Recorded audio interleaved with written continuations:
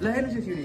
एक ठाउँबाट होइन दुई ठाउँबाट होइन तिन ठाउँबाट होइन चारै ठाउँबाट तपाईँहरूले माथि आउन सहज होस् भनेर सिडीको व्यवस्था गरिएको छ जसले तपाईँको जीवन सरल सहज र अझ सुलभ र प्रभावकारी बनाउन एकदम सहज गर्छ आउनुहोस् माथि ल्याउनु तपाईँ यो ठेकेदारको नाम चाहिँ के होला सर? ठेकेदारको नाम भन्दा पनि काममा जानुहोस् आखिर कामै त हो सबै देखाउने सबै चिनाउने कामलाई हेरौँ ल हेर्नुहोस् तपाईँहरूकै सुरक्षाको लागि यो बनाइएको छ यसले तपाईँहरू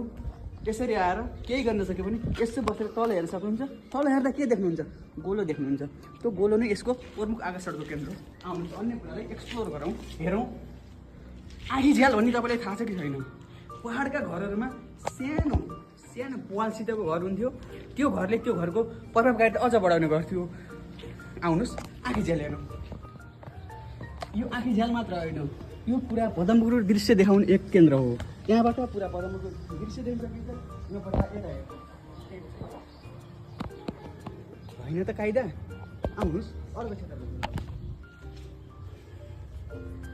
तपाईँहरूकै लागि भनेर यस बेरोजगार रियल एस्टेट कम्पनीले ल्याएको यो बङ्गलोको अर्को खासियत आउनुहोस् गर्मी छोड्नको लागि दिउँसो त सकिँदैन रातिको बेलामा अवश्य सकिन्छ घरमा गर्मी भयो भने यहीँ आएर बिस्तार लाउन सक्नुहुन्छ जिरो कस्ट सेफ्टीको लागि के छ? सेफ्टीको लागि हामीसँग यो केही पनि छैन सेफ्टी आफै अप्नाउने हो यसरी बसेर यो ठाउँमा बसेर एउटा न दुईवटा बोयफ्रेन्ड अनि गर्लफ्रेन्ड मजाले गफ गर्दै चिसो पानी खान सक्नुहुन्छ किनभने आफै लिएर आउने पानी पनि कोल्ड ड्रिङ्कहरूको व्यवस्था हामीले गर्न सकिँदैन र अर्को खासियतको कुरो भनेको माथि हेर्नुहोस् यो पाल एकदम यस भाइरल घर अथवा यस आलिसान बङ्गलोको प्रथम प्राथमिकता रहेको छ यो झ्यालबाट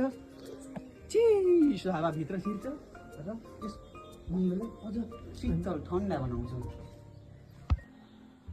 यहाँभन्दा माथि जाने यस बेरोजगार रियल एस्टेट कम्पनीको कुनै पनि स्रोत साधन नभएको घरेको व्यवस्था नभएको हुनाले यतिसम्म तपाईँहरूले एक्सप्लोर गर्न पायौँ धन्यवाद अर्को बङ्गलो लिएर चाँडै ल्याउनेछौँ यति बेलाको लागि टाटा बाई बाई